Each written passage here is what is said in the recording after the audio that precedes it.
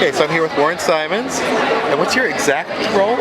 I'm the editor-in-chief. Editor-in-chief, okay. Editor-in-chief. So I got to start with a softball first question. Okay. 5 years ago, when you were thinking about what the line would look like, Yes. did you imagine it being where you are now? I hoped. I'm very happy with what we have here. I think 5 years ago when we started, I was just looking at redesigning EXO and figuring out who was going to do that and who might write that book and starting it slowly but surely.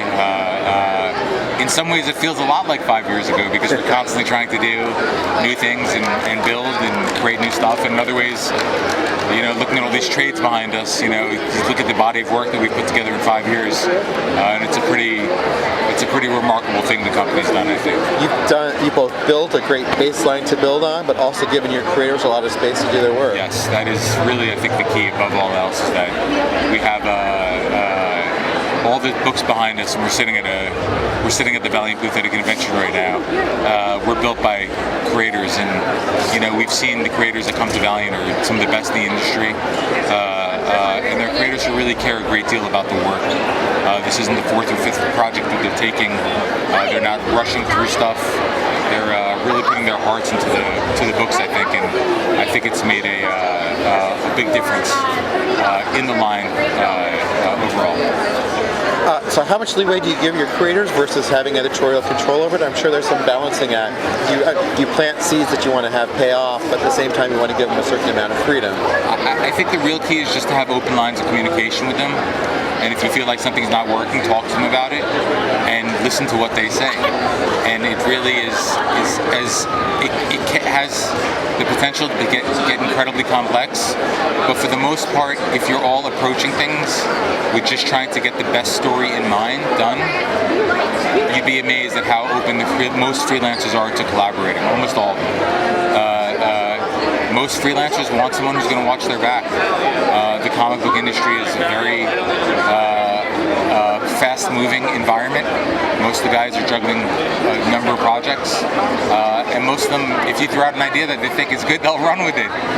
They want to make it better, and if you throw out an idea that they don't like, and you have to premise it with the understanding that if they don't like it, they don't have to implement it. You know what I'm saying? So it's really just a free-flowing exchange of ideas, just trying to respect the discipline that your creator brings to the table. I'm hiring Matt Kint to give me what Matt Kint gives me. I'm hiring Jeff Lemire to give me what Jeff Lemire gives me. I'm hiring Rafer Roberts or Jody Hauser so they could bring their voice to the table. I'm not hiring them so they can execute what I'm telling them to do. There's less joy in the process for me. I want to be wowed by their scripts. I want to read their pitches and marvel at the beauty of the ideas that they bring to the table, what they're doing with the characters. So for me, in a lot of ways, I have an enormous joy in the day-to-day of my job because at first I'm really a fan. I really want to build the stories and enjoy the stories. So for me, I think that we provide a great flexibility for our creators. That doesn't mean that we're on autopilot. We watch everything carefully and we read everything and we give strong feedback and we manage the continuity tightly. But we're also not. We try not to. Don't let me throw you off. We try not to provide too heavy a hand. That's for certain. No, and it's a great combination of allowing your people to be free versus having some control over things too. It sounds like you don't have like tight timelines and enormous Word docs or anything. No. At the same time, you have some control over what they're creating. Yeah, which allows you to come with something like my favorite book that came out of the blue for me was Bloodshot Reborn. Fantastic work with Jeff. Right, it's a great extrapolation of the character. Yeah. But at the same time, I just was not expecting that on any level. Yes, Jeff. It's interesting. We examined where Bloodshot was before in the universe, and then we weighed what Jeff wanted to do with it, and where he needed to be for that to happen and to fit into the continuity. So it's all managed as to where the character goes, but what we're weighing that against is the story that Jeff came to us with, which is essentially a story about a soldier dealing with PTSD. Bloodshot's a character who's been on hundreds of missions. They're brutal Black Ops missions, and the toll that takes on the human psyche, on a person. And Jeff looked at that and looked at Ray through that guise, which he began in the Valiant, but which came out in Bloodshot Reborn. And we have Bloodshot self-medicating with drugs and alcohol. Right. And at another company they may say our characters can't do that, but at our company we're going to say, well, that's kind of what a soldier who's lost his way may do, what someone who's experienced PTSD may do when they're not healthy. And we felt that was an honest thing to do. Not saying that all soldiers are like that, of course, but saying that people do self-medicate, and that's real, and we wanted our stories to reflect that. So. You have the new EXO in your hand. Yes. And both you and Dinesh have been raving about the quality of work on that. Yes. Why don't you give us a little tease about what we can expect and how you see the character having moved ahead in the months between EXO 50 and EXO number 1? Well, there's actually going to have been, as we'll discover over the first year, some time has passed between EXO 50 and EXO number 1. And something traumatic has happened to Eric. We don't get into it for a while. But what we see is we open on issue 1. He's basically living the life of a farmer on an alien planet. And we don't know how he got here or why he's here. But it's a little bit like Unforgiven, or a little bit like Braveheart, where if you remember those two movies, the protagonists had basically regressed to a period where they're just looking for a little bit of peace. They're just looking for a little bit of quiet. In Braveheart, Mel Gibson's character returns to a farm. He has the opportunity to engage in an insurrection. He says, I'm not interested, I'm just here to grow my crops. And then one of the guys says to him, well, if you could prove that to me, you could have my daughter sent in marriage. So we see him as just a guy who's looking for a little bit of peace. In Unforgiven, of course, William Money's retreated to being a pig farmer, a man who's killed everything that's walked or crawled at one point in time, I believe is what he says. Love that line. It's the best, one of my favorite movies. Yeah. And we meet Eric, and he's sort of living this quiet life, and then he gets conscripted into this alien army. And we see just what a force of nature he is when he's at home on the battlefield, which is really where Eric is the most alive. He's a good character, he's a noble character, he's an honorable character, but it's a little bit like Maximus in Gladiator. When that guy's on the battlefield, he's doing what he's meant to be doing. It's the core of who he is. It informs everything else Absolutely. he does. It's the core of the character. It's why he was so tribal with his group in Romania, why he was so attached to his wife. And one of the things I enjoyed about EXO 1 is that there's hints about what happened between 50 and 1 that point to trauma, but and we see he's got a problematic relationship with the armor. They've developed what's essentially an antagonistic relationship. The armor essentially looks at Eric as a monkey. He's a Visigoth from the 5th century. right. This is an armor from an alien armor that has seen all different kinds of species and technologies, and it's essentially bonded to a man who has no concept of technology or medicine or germs or antibiotics, at least when he first got here. So it's a very primitive person that it's bonded with. And then the story goes from there. We're going to see the first 3 issues are about Eric as a soldier, and then the next 3 issues are going to be about Eric as the general, and then as Eric as the emperor, and then it's a very tightly clocked year. And then past the first year, we're going to begin to see what happens, what brought him to the planet eventually. I'm thinking there's a touch of Game of Thrones influence in there, maybe? Not so much. Probably more like Unforgiven and a lot of the ascension up, from a little bit of Unforgiven, a little bit of Saving Private Ryan, at least the first issue. Okay. We'll see his evolution and his journey from basically a soldier to an emperor. Similar perhaps to the way that Maximus might have gone in Gladiator, but we've touched on Game of Thrones and other things, but this may have a similar tone. But listen, if you're going to compare it to one of the best shows on TV, I'll take it. You know what I mean? Yeah, true. Well, talking about Hero's Journey, Livewire and Secret Weapons also seems to have gone through a real journey to get where she is at the beginning of that series. Yeah, Eric Heiser, who's our, and I should note, XMen is by Tomas Giorello and Diego Rodriguez on art, and it is one of the most beautiful books I've ever had the opportunity to work on. Yeah. It is just stunning. Secret Weapons is by Eric Heiser and Raul Allen, who did Eternal Warrior for us and Bloodshot, and the work he's doing here is just magnificent. I think he's one of the emerging young voices in the medium as far as talent goes, just an absolute monster. And Eric Heiser, who received an Academy Award nomination for Best Adapted Screenplay for Arrival, is writing it. And Eric's just been an absolute gem to work with. A a real sweetheart, and his ideas are just magnificent. It's really been a fantastic thing to have the opportunity to work with him. His scripts are just, he has the ability to really dig in on characterization right away. You meet these characters on page 1, 2, or 3, and you feel like you've known them for years, and you really see what an extraordinarily talented guy he is. So it's been a real gem to have the opportunity to work with him. And it deals with Livewire. Basically, the basic plot of the story is that we discover that Harada, the Toyo Harada who ran Harbinger Global Conglomerates, he had a place where he stashed the kids who were activated, but whose powers were not great.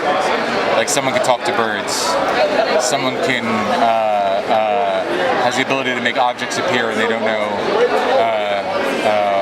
how or why the objects are appearing. So they have all these cast-offs whose powers are kind of strange, and Harada stashed them at this place called the Willows. And Livewire finds out about it and almost breaks her heart. She had no idea about it. And then she goes on a journey to try to kind of protect these kids. It's kind of wonderful. What's intriguing about that is it feels like it touches on a lot of kind of cultural touchstones, especially as a comic fan we would think of. The lesser heroes at Xavier's Mansion. But at the same time, you're giving it a different twist, a different spin.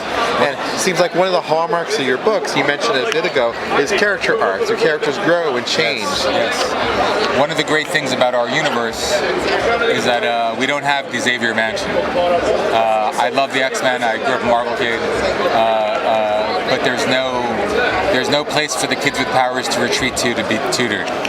It's very much a real a world where everyone's on their own.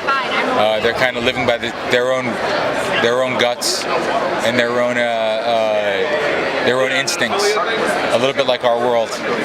And there's no angel who's going to come down and protect you and take care of you. And even when Livewires, we'll see in a couple of issues, meets these kids go, "Didn't you work for Harada? Like the guy who kicked us all out? Like, why are we going to trust you?" So it's a pretty interesting, complex story that Eric's built over there. And what else is coming out over the next few months that we want to highlight? Well, Rapture will be our next launch. Before Secret Weapons, we've got Rapture, which is a 4-issue limited series, a self-contained event, which features Tama the Geomancer teaming up with Shadow Man, Punk Mambo, and Ninjak to go into the dead side to stop a impending world problem. These are all highly damaged kind of characters who all come from different walks of life. And they're going to team up together to try to stop a character called Babel from piercing the heavens and basically reaching the alive side, which causes all kinds of problems for humanity. So Matt Kint's one of our favorite writers, obviously. He works on a ton of stuff for us, and he's really creating a really beautiful architecture here. So we've got that coming up. Britannia, the sequel's coming out with Peter Milligan and Juan Jose Rip. Peter's put together a great story here. We've got EXO coming out in March. We just announced Jeff Lemire is going to be relaunching Bloodshot for us in September. He's going to go do a bunch of damage to a bunch of white supremacists. It's going to be pretty awesome. Pretty excited about what we've got coming up. Yeah, and you've got Harbinger Wars 2 coming up too. And Harbinger Wars 2 in 2018. We're building the road toward that in the next arc of Harbinger. I'm pretty excited about that. I think it's going to be a lot of fun. I think the story's getting bigger by the day, so I'm really excited for where we're headed with that. So what's your take on the cinematic universe? I think the sky's the limit. I think, I'm sure as Dinesh told you, Eric's written a bunch of screenplays for us. He's one of the best writers in the industry, an absolutely brilliant talent. I generally try to build myself as much as a Jack Kirby firewall as possible. Okay. So I'm focusing primarily on the pulp side. But I think the sky's the limit with that stuff, man. We've got a 5-picture deal with Sony. They seem to be extremely excited about what we're doing over there. We've got a bunch of other stuff cooking up, which I don't know if Dinesh has announced publicly or not yet, but it's all really exciting stuff. So it's good. I think it's going to be a lot of fun.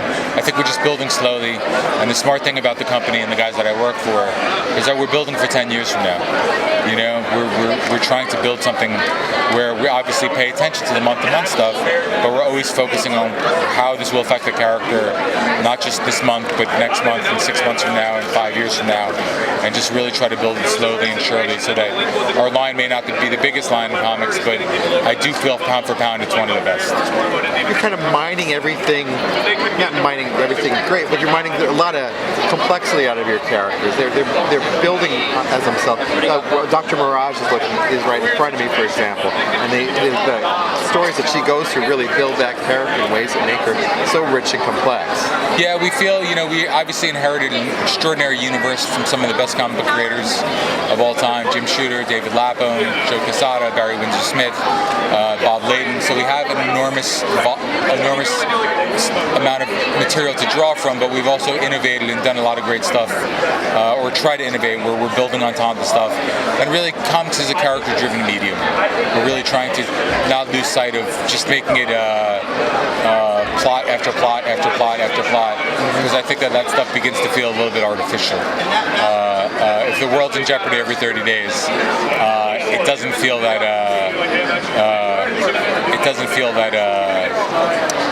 that worrisome. It's like the opening of that trailer for Tropic Thunder. First when the world froze for the 5th time. You know what I mean? Right. So we feel like organically, if we can just focus on the characters, that's a good way to go. That's the way we all consume media now anyway. It's all seasonal.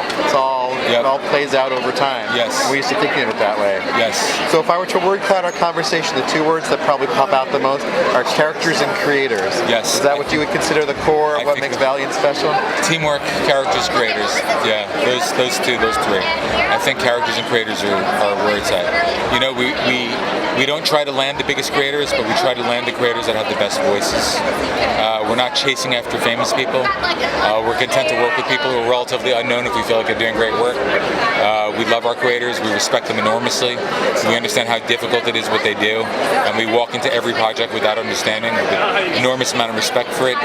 And then characters, we really try to focus on characters, and then teamwork, just trying to make sure that we're all working to support each other. I think that's really an incredibly important, underutilized aspect of our company, and really successful comics in general.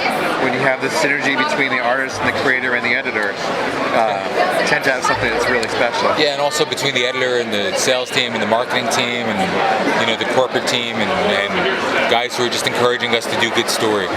That's a rare thing in this medium. No one's coming into the office and saying this has got to sell this, or we need to move this here for a movie. They're just saying just tell great stories, and it's a real lucky position to be in, I think. It's a perfect stopping point.